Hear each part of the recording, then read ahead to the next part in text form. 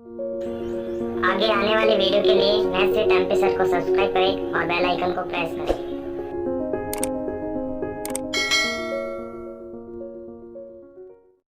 Welcome my dear friend in my YouTube channel maths with MP sir में आपका स्वागत है।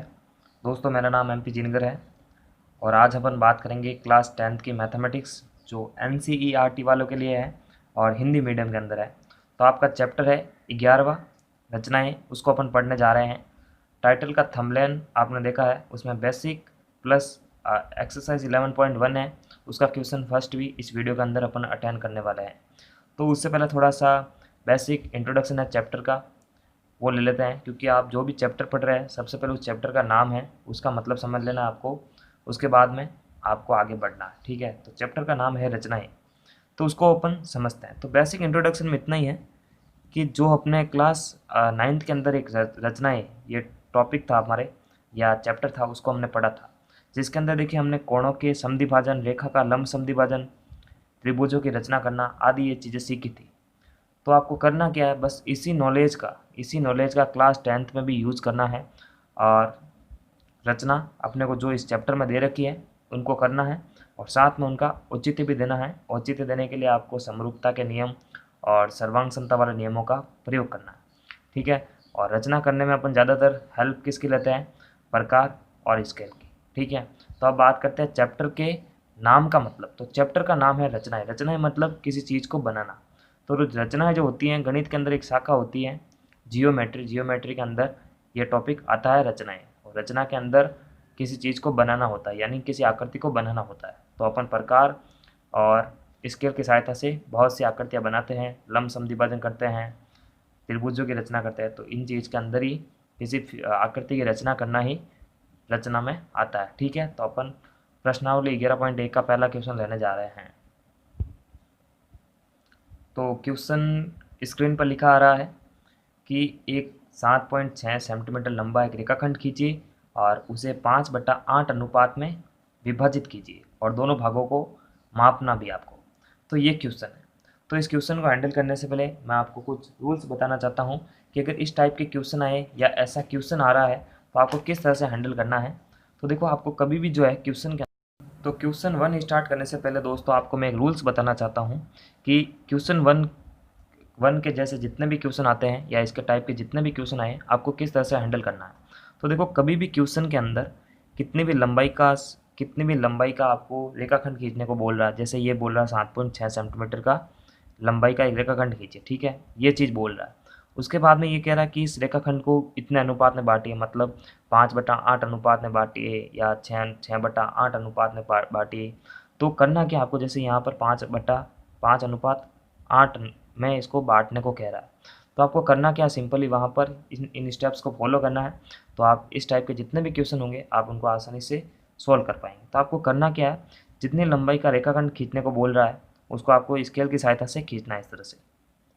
ठीक है, इस तरह से 7.6 सेंटीमीटर।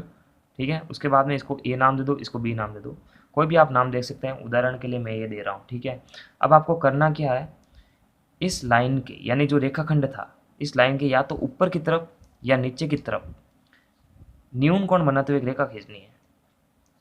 समझ गए, ये जो एंगल बनेगा ये न्यून कोण बनाएगा, क्योंकि ये 90 डिग्री से हमेशा छोटा रहेगा, क्योंकि न्यून कोण की शेप हमेशा इस तरह से होती है और अधिक कोण की शेप इस तरह से या इस तरह से।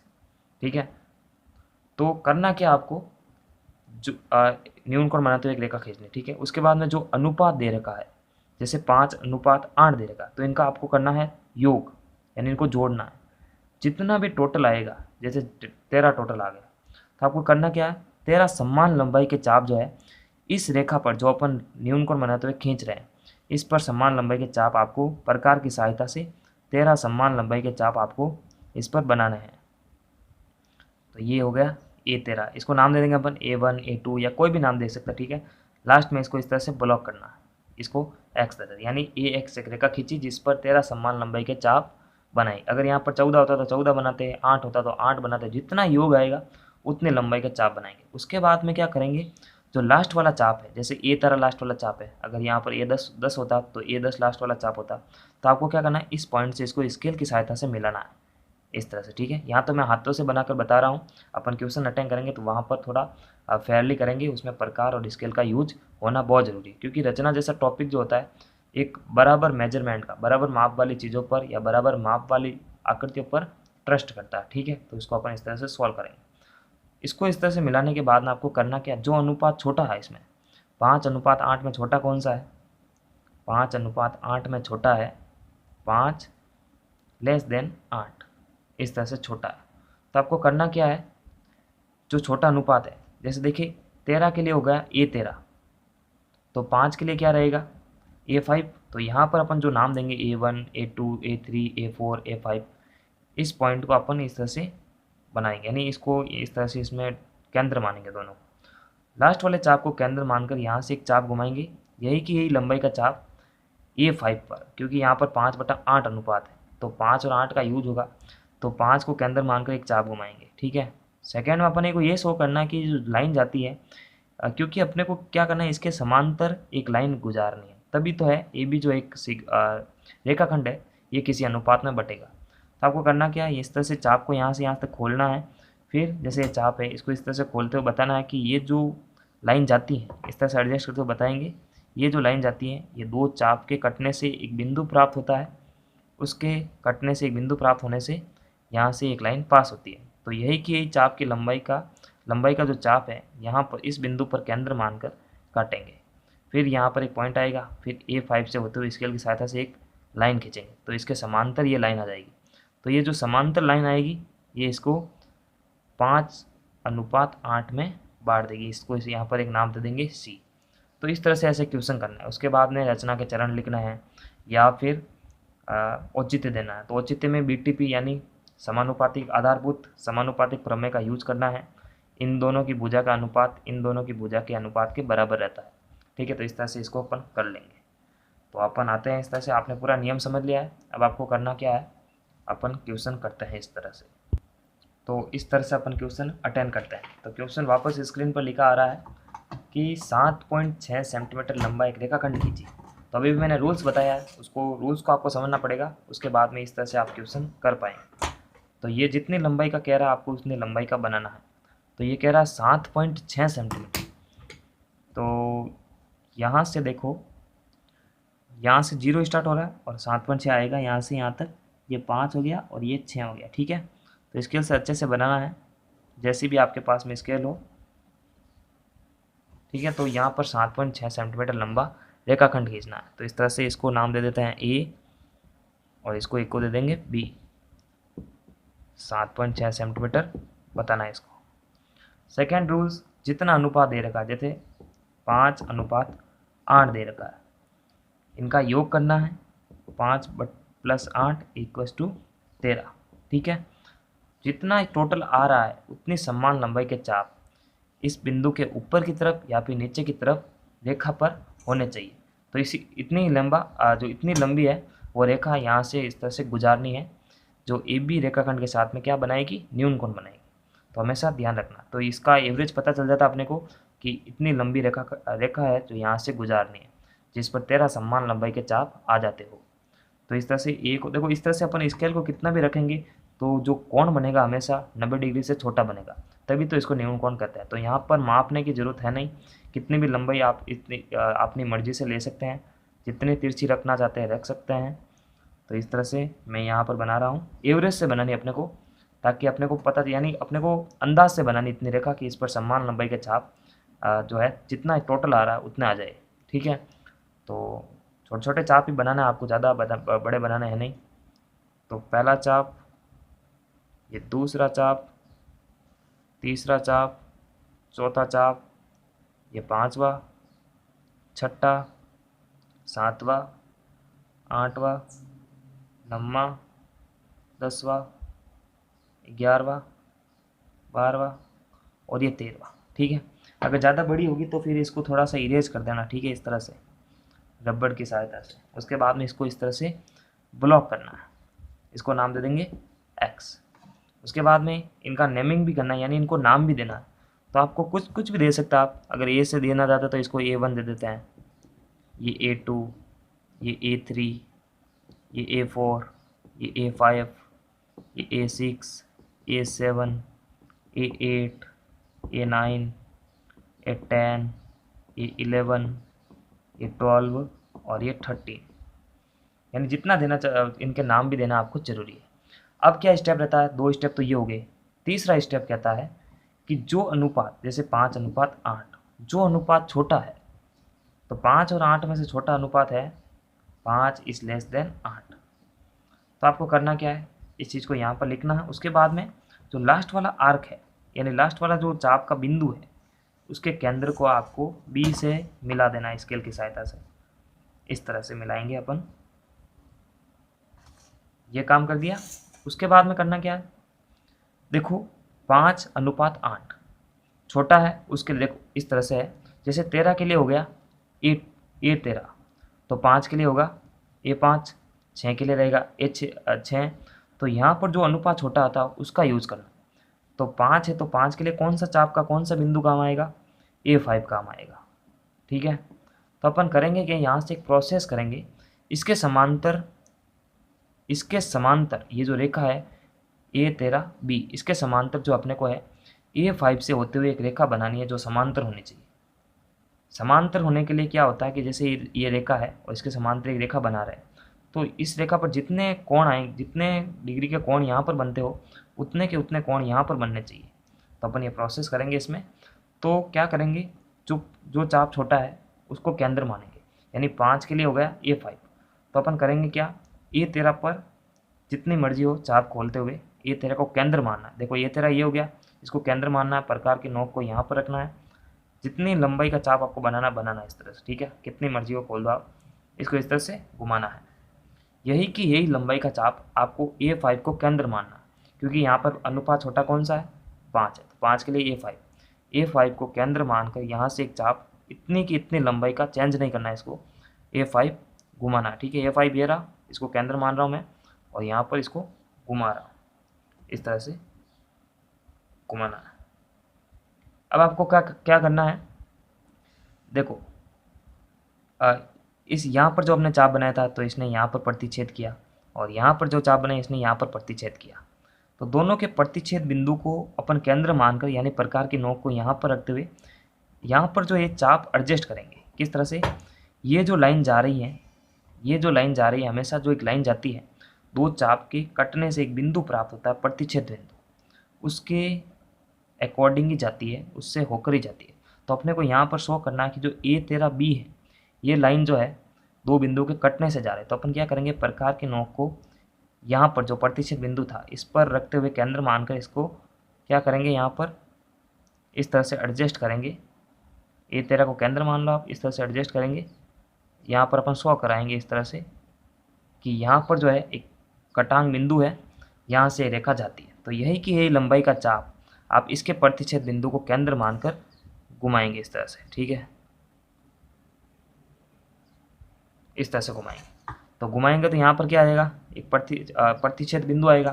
तो आप क्या करेंगे, अपन A5 से होते हुए, A5 से इस प्रतिच्छेद बिंदु से होते हुए एक रेखा गुजारेंगे इस तरह से।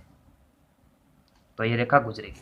अब जब ये रेखा गुजरेगी, जो रेखा गुजरेगी ये AB रेखाखंड को 5:8 में बांट देगी।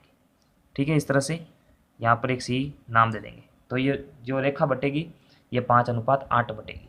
ठीक है, इस तरह से ऐसे क्वेश्चन को हैंडल करना है। सिंपल है। देखो यहाँ पर जो दो चाप हमने बनाए थे वही के वही दो चाप समान लंबाई की, यानी पहला चाप की लंबाई इसके पहले चाप के बराबर है, दूसरे चाप की लंबाई इसके दूसरे चाप के बराबर है, तभी जो है इसके समांतर ये रेखा बनती है। क्योंकि दो समांतर रेखा एक दूसरे से मिलने नहीं चाहिए। तो यहाँ पर अगर जितना डिग्री का कोण बन रहा है वही का वही डिग्री का कोण यहाँ पर बने। तो इस तरह से इस क्वेश्चन को हैंडल करना है। इस टाइप के क्वेश्चन को इस तरह से करते हैं। अब अपन क्या करेंगे, रचना के चरण करेंगे। तो रचना के चरण करते हैं। तो रचना के स्टेप ये हैं, रचना के चरण इस तरह से, यानी रचना में कुछ फॉर्मेलिटीज़ आपको करनी है कि आपने जो जो स्टेप्स, यानी इस डायग्राम को बनाने में, इस चित्र को बनाने में हमने जो जो स्टेप किए थे फॉलो, उनको लिखना बस। तो नॉर्मल सी फॉर्मेलिटीज़ है, इसको अपन कर सकते हैं। तो इस तरह से मैंने रचना के ये लिखा है। कैसे भी आप लिख सकते हैं, सबका अलग अलग तरीका रहता है। 5 पॉइंट लिखना है या 6 पॉइंट लिखना है, तो कम से कम आपको 5 पॉइंट तो इसमें लिखना ही है। ठीक है, तो सर्वप्रथम AB 7.6 सेंटीमीटर लंबा एक रेखाखंड खींचा। बिंदु A से न्यून कोण बनाते हुए AX पर रेखा, यानी बिंदु A से न्यून कोण बनाते हुए AX एक रेखा खींची जिस पर समान लंबाई के A1, A2, A13 तक चाप अंकित किए। ठीक है, A13 को B से मिलाया था। उसके बाद में A5 से A13 B के समांतर एक रेखा खींची थी। यानी देखो हमने इस तरह से खींची थी ना, इस A13 B के समांतर ये रेखा खींची थी A5 से होते हुए। उसके बाद में AB रेखाखंड को, जिसने AB रेखाखंड को C बिंदु पर प्रतिच्छेद किया। ठीक है, तो प्रतिच्छेद किया था। इस प्रकार दिया गया रेखाखंड AB 5:8 में विभाजित हुआ। तो इस तरह से ये प्रोसेस लिखना है। उसके बाद में एक और चीज़ इंपॉर्टेंट रहती है, औचित्य। तो औचित्य आपको किस तरह से देना है, आपको करना क्या है, यहाँ पर लिखना है इस तरह से। औचित्य देने का तरीका ये रहता है, तो इस तरह से लिखना है, दी गई रचना को हम इस प्रकार सिद्ध कर सकते हैं कि, यानी सिद्ध आपको क्या करना है, AC और CB का अनुपात 5:8। यानी देखो ये जो डायग्राम है, AC और CB इनका अनुपात जो होना चाहिए 5:8, यानी एक तरफ से 5 और एक तरफ से 8 भाग इस तरह से होने चाहिए। यानी देखने पर पता चलना चाहिए, यानी ये छोटी है और ये बड़ी है, तो ये 5 होगी, ये 8 होगी, इसको अपने को सिद्ध करना। तो इसके लिए आपको करना क्या है, इस तरह से लिखना आपको, प्रमाण रचना से A5C समांतर है A3B के समान। तो आपको करना क्या, देखो इस तरह से आकृति बन रही है, ये जो लाइनें हैं, ये जो लाइनें इस तरह से A5C और A13B एक दूसरे के समांतर होती है। जब कभी भी, ये देखो पूरा ट्रायंगल है, यानी पूरा एक त्रिभुज है, जब कभी भी त्रिभुज के अंदर दो रेखाएं समांतर होती है, जब किसी त्रिभुज के अंदर, ये देखो पूरा त्रिभुज है AB और A13, इसके अंदर क्या होता है कि जब त्रिभुज के अंदर दो रेखाएं समांतर होती है तो क्या होता है, बाकी जो बची हुई भुजाएं, यानी ये भुजा तो हो गई, जो बची हुई भुजाएं हैं, यानी तीसरी भुजा इसको मानते हैं, तो बची हुई भुजा पहली और दूसरी जो भुजा हैं, इनका अनुपात है वो बराबर रहेगा। किस तरह से, जब त्रिभुज के अंदर दो समांतर रेखाएं हैं तो बची हुई सभी रेखाएं हैं, तो सभी जो रेखाएं होती हैं वो बराबर अनुपात के अंदर बटी हुई होती है। यानी इस रेखा का अनुपात, यानी AB का अनुपात A13 के साथ में बनेगा। तो देखो AB भी दो भागों में बटी हुई है और A13 भी दो भागों में बटी हुई, तो क्या होगा कि AC का अनुपात A5 के बराबर रहेगा और CB का अनुपात A5 A13 के बराबर रहेगा। तो इस तरह से आपको लिखना है यहाँ पर। तो त्रिभुज, यानी जब ये दोनों समांतर लाइनें होती हैं तो त्रिभुज A5C, यानी जो छोटा वाला त्रिभुज है A5C और बड़ा वाला त्रिभुज है A13B में आधारभूत समानुपातिक प्रमेय लगता है। तो इस प्रमेय को क्या कहते हैं, आधारभूत समानुपातिक प्रमेय। दो समांतर रेखाएं हैं तो दोनों बची हुई रेखाएं बराबर अनुपात के अंदर होगी। ठीक है, तो AC/CB A5 के बराबर और A5 A13 के बराबर। तो देखो AC किसके बराबर है, A5 के बराबर होगी और CB किसके बराबर है, A5 A13 के बराबर होगी। ठीक है, तो इसको समीकरण 1 देखना।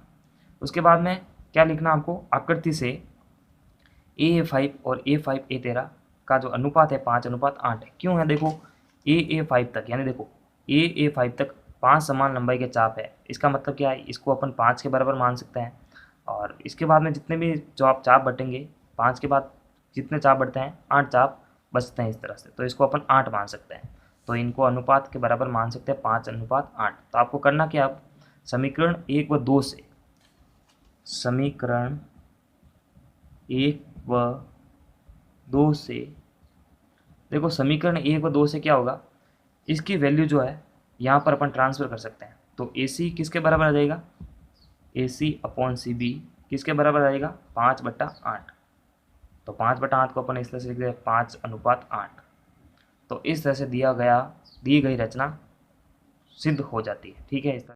तो औचित्य देने के बाद में भी एक चीज़ और बच जाती है कि इस रेखाखंड को आपको बांटना भी वापस, यानी ये दो पार्ट बटे हैं, इनको मापना भी स्केल की सहायता से। ठीक है, तो मैं A को केंद्र मानकर A पर इसका स्केल लगते हुए यहाँ पर देखेंगे तो यहाँ पर 3 आ जाएगा और यहाँ पर आएगा 4.6। ठीक है, तो यहाँ पर 3 और 4.6 आ जाएगा। इस तरह से मापेंगे तब, यहाँ से यहाँ तक तो 3 आ रहा है और यहाँ से यहाँ तक आ रहा है 4.6। तो 3 + 4.6 कितना हो जाता है, 7.6 सेंटीमीटर। यानी ये दो भाग मिलकर ये पूरे रेखाखंड को बनाते हैं, यानी AC+CB मिलकर AB को बनाते हैं। ठीक है, तो सिंपल करना क्या है, इस तरह से इसको मापना है, इसको केंद्र मानकर, यानी इस प्रकार मतलब स्केल रखना है इस तरह से। ये 3 आ जाएगा और ये आ जाएगा यहाँ से आज तक 4.6 या ऐसा कुछ आ जाएगा। ठीक है, तो इस तरह से ये इससे ज़्यादा नहीं आएगा, बस इतना ही आएगा। ठीक है, तो इस तरह से ये क्वेश्चन हो जाता है। पूरे चैप्टर के वीडियोस देखने के लिए टाइटल पर क्लिक कीजिए। क्लिक करने पर आप डिस्क्रिप्शन बॉक्स में चले जाएंगे, वहाँ पर लिंक दे रखी होगी प्लेलिस्ट की, उस पर क्लिक करेंगे तो सारे वीडियोस आपके सामने आ जाएंगे।